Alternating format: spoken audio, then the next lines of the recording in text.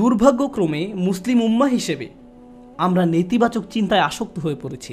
আমরা নেতিবাচকতায় এমন আসক্ত যে কাউকে উম্মার জন্য কিছু করতে দেখলে বলি, কি লাভ এসব করে, কোনো কিছুরই পরিবর্তন হবে না। তার কাজে ভালো কিছু দেখার পরিবর্তে আমরা বলি, আরে ভাই এতে কোনো লাভ হবে না, কোনো লাভ হবে না, অমুক অমুক সমস্যাগুলোর তো কোনো সমাধান হয়নি। ফিরে আসো, আমাদের সাথে নেগেটিভ ক্লাবে যোগ দাও, তুমি এত পজিটিভ চিন্তা কেন করো? অর্থাৎ কাউকে পজিটিভ দেখলে আমাদের কেমন যেন একটা গা জ্বালা করে। জিনিসটা তো এরকম হওয়ার কথা নয়, কেন আমরা তাকে আবার নেগেটিভ জগতে ফিরিয়ে আনছি না? দুঃখজনকভাবে কখনো কখনো এই মনোভাব এমন মানুষদের মাঝে দেখা যায় যাদেরকে আমরা অনুসরণ করি, যেমন পিতামাতা। যখন একজন পিতা সবসময় নেতিবাচক চিন্তা করেন, যখন মা সবসময় নেগেটিভ চিন্তায় ডুবে থাকেন, কিভাবে সেই পরিবারে কৃতজ্ঞ ছেলে মেয়ে বেড়ে উঠবে? তারা যদি আপনাকে সবসময় অভিযোগ করতে দেখে, সব সময় আপনাকে দুঃখ ভারাক্রান্ত দেখে, আপনার বাচ্চারা যদি আপনাকে কখনো কোনো কিছুর জন্য কৃতজ্ঞ হতে না দেখে, কার কাছ থেকে তারা কৃতজ্ঞতা শিখবে? এমন অনেক মুসলিম আমার কাছে আসে যারা নিজেদের ধার্মিক মুসলিম হিসেবে পরিচয় প্রদান করে না।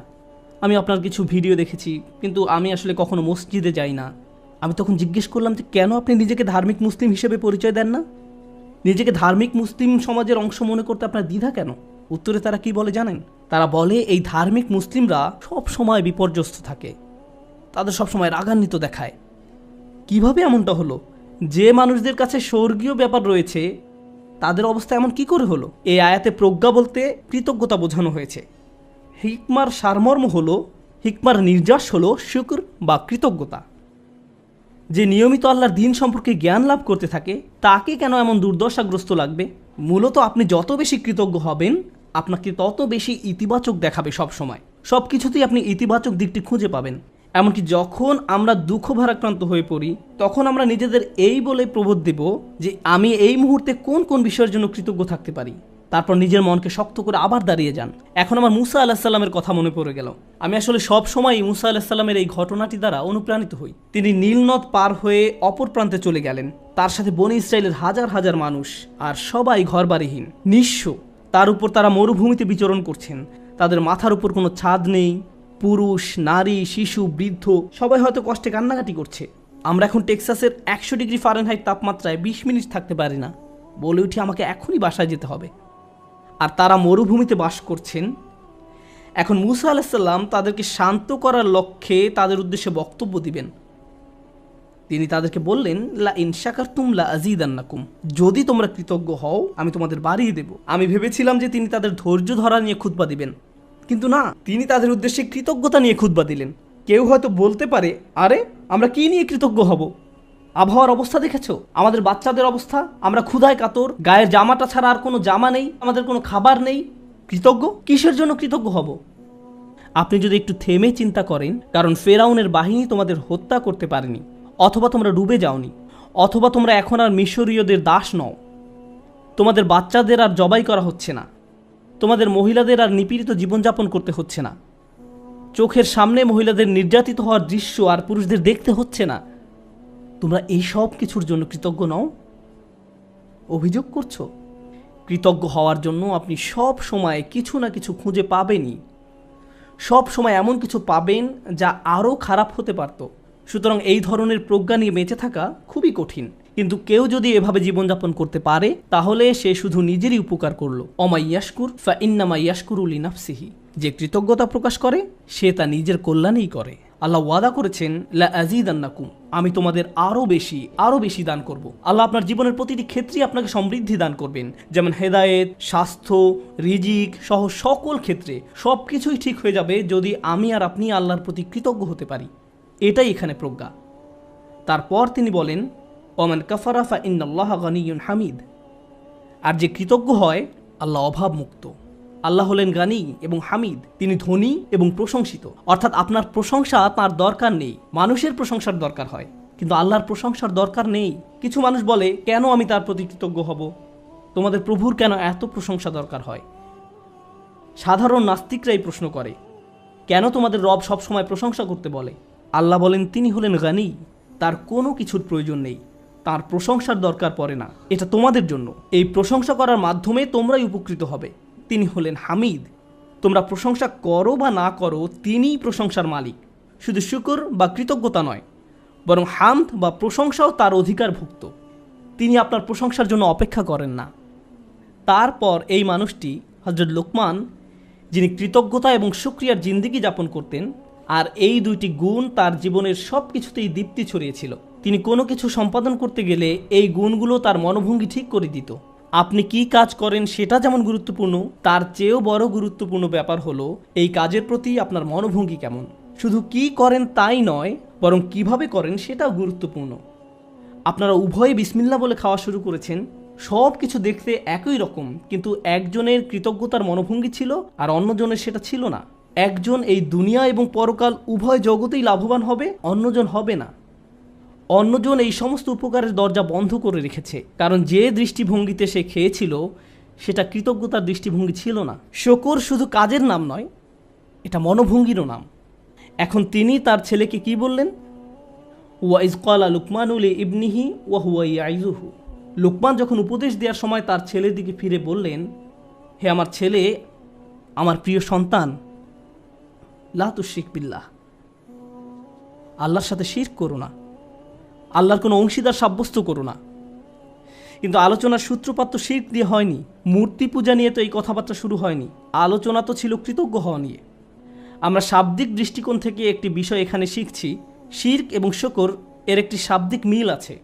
কিন্তু আরেকটি বিষয় আমাদের এখানে জানতে হবে, আল্লাহ আমাদের এখানে শেখাচ্ছেন তার সাথে আমাদের সম্পর্কের মূল কেন্দ্রবিন্দু হলো আসলে কৃতজ্ঞতা। আমাদের আল্লাহর প্রতি যত ধরনের অনুভূতি রয়েছে, আমরা তার দাস, আমরা তাকে ভয় করি, আমরা তার কর্তৃত্ব মেনে নিয়েছি, আমরা জানি যে তিনি আমাদের সৃষ্টিকর্তা, এই সব কিছুই সত্য। কিন্তু এই সব কিছুর মাঝে আল্লাহর সাথে সত্যিকারের সম্পর্ক তৈরি করতে হলে আমাদের অন্তরে যা থাকতে হবে তা হলো কৃতজ্ঞতাবোধ। যদি অন্তরে এর উপস্থিতি না থাকে, তাহলে অন্তর এমন এক ধরনের শিরকের বসবাস হবে যার সাথে আমরা যুদ্ধ করে পারবো না। কারণ এটা দেখতে মূর্তির মতো নয়, এটাকে দেখতে মিথ্যে কোনো খোদার মতো মনে হয় না। এটা এমন এক ধরনের মূর্তি যার বসবাস অন্তরে।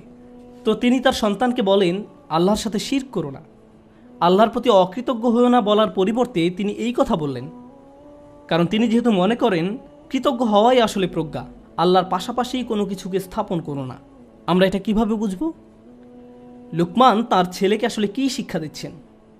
প্রসঙ্গত এটা শুধু সন্তানের সাথে পিতার কথোপকথন নয়, বরং এটা এমন যে কারো জন্য হতে পারে যার অধীনে কেউ বাস করে।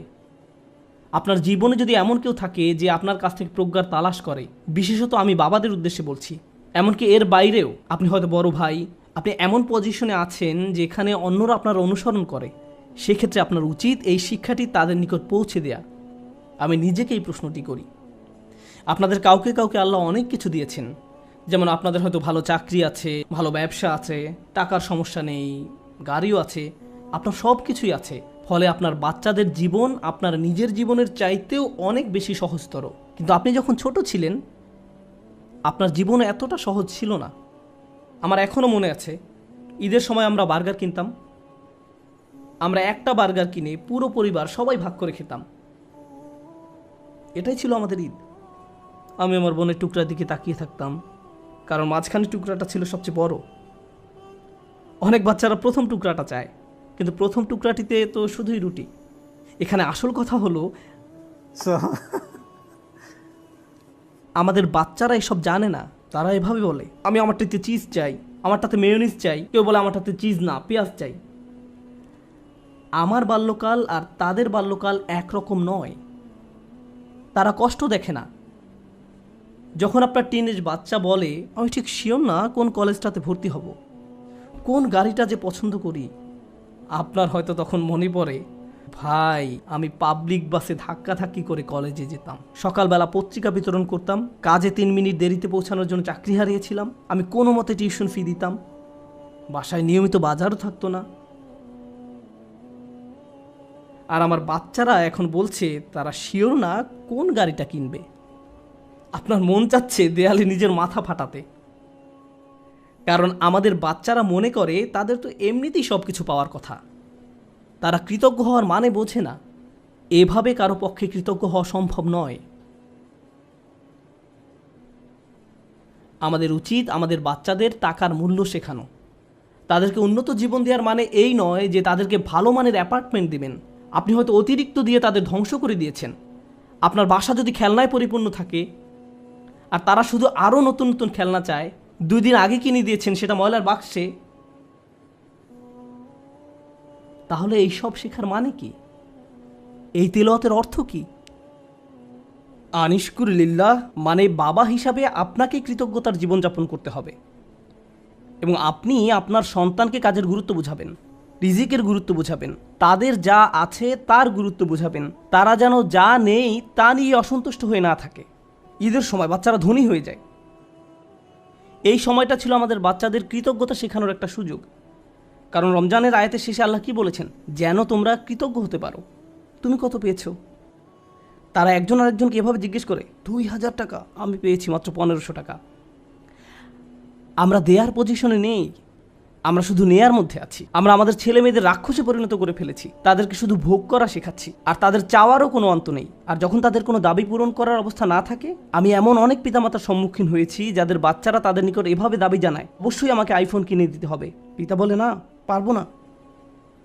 বাচ্চা তখন বলে, তাহলে আমি আত্মহত্যা করব। তাদের তখন আমার কাছে আসতে হয়েছিল। নতুন আইফোন না পাওয়ার কারণে তারা এমন থ্রেট দিচ্ছিল, কিংবা বাসায় ওয়াইফাই নাই এজন্য এমন করছিল। এটা কৃতজ্ঞতার সম্পূর্ণ বিপরীত আচরণ। আর এমন আচরণ হলো আল্লাহর সাথে এক ধরনের শিরক। যখন কৃতজ্ঞতা হারিয়ে যায়, যা বাকি থাকে তা হলো শিরক।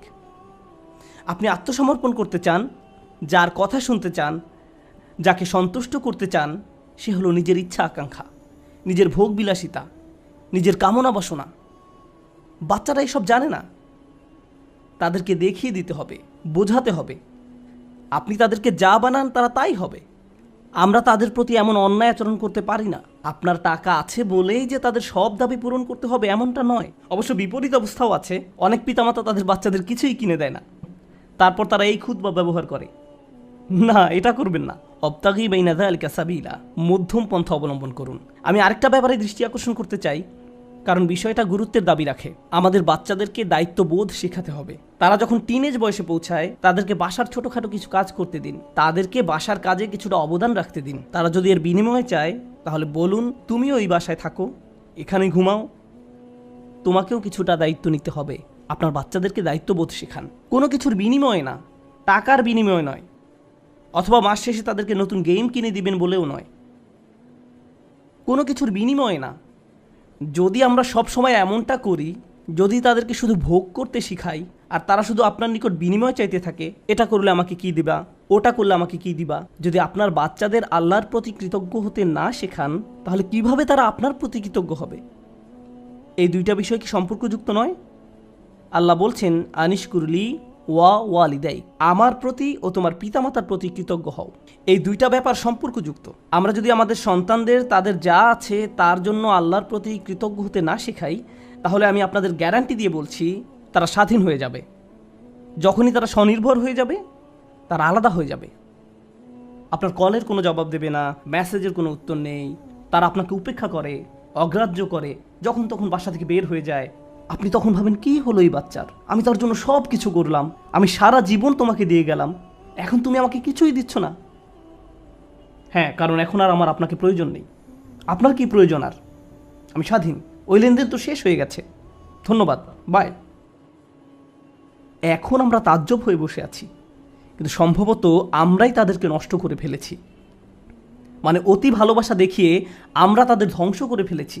ইন্নামা আমওয়ালুকুম ওয়া আওলাদুকুম ফিতনা, আল্লাহ একটি কারণে এই কথা বলেছেন। তোমাদের সম্পদ এবং সন্তান সন্ততি তোমাদের জন্য একটি বড় পরীক্ষা। বিশেষত ছেলে মেয়েদের পেছনে যদি নিয়ন্ত্রিত উপায়ে টাকা পয়সা খরচ করা না হয়, তাহলে তারা বিশাল এক পরীক্ষার বিষয়ে পরিণত হবে। মাঝে মাঝে বাচ্চাদের কোনো কিছু কিনে দেওয়া উত্তম, মাঝে মাঝে তারা যা চায় তা না দেওয়া উত্তম, মাঝে মাঝে তাদের থেকে দূরে সরিয়ে রাখা উত্তম। এটা গুরুত্বপূর্ণ। এটা শুধু পুঁথিগত বিদ্যা নয়, শুধু আলহামদুলিল্লাহ বলা শেখালেই হবে না, এই শিক্ষার উপরে জীবনযাপন করতে হবে।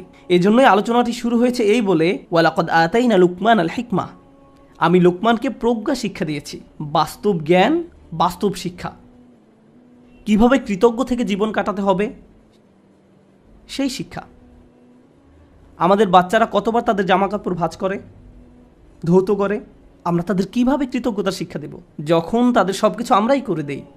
মনে হয় যেন ঘরের মধ্যে ছোট ছোট ফেরাউন দৌড়াদৌড়ি করছে আর বলছে আমিই সবচেয়ে বড় রব।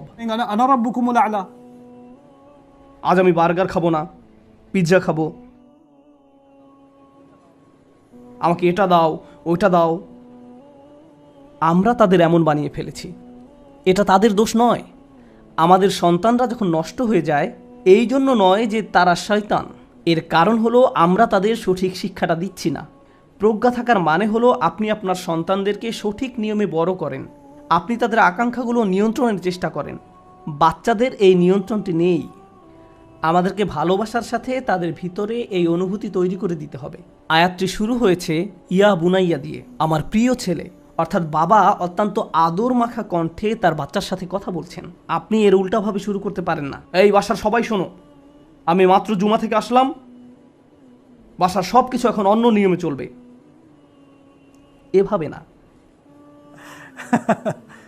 ভালোবাসার সাথে সুন্দরভাবে করুন, তাদের সাথে কথা বলুন, তাদেরকে বুঝান যে তাদের আচরণ পরিবর্তন করতে হবে। আমাদের মাঝে না দেখলে তারা এটা শিখবে না। যদি আমি খাবার ফেলে দিই, ক্ষুধা লাগলে রেস্টুরেন্টে গিয়ে অপ্রয়োজনীয় অর্ডার করি, এরপর অল্প একটু খেয়ে বলি আমি আর পারবো না, আর সন্তানকে বলি খাবার শেষ করো, খাবার শেষ করো, তারা শিখবে না, তারা শিখবে না, তারা ফেলে দিবে। আপনার জীবনটা যদি অকৃতজ্ঞতায় পূর্ণ থাকে, তাহলে এটা অনেক বড় একটা সমস্যা।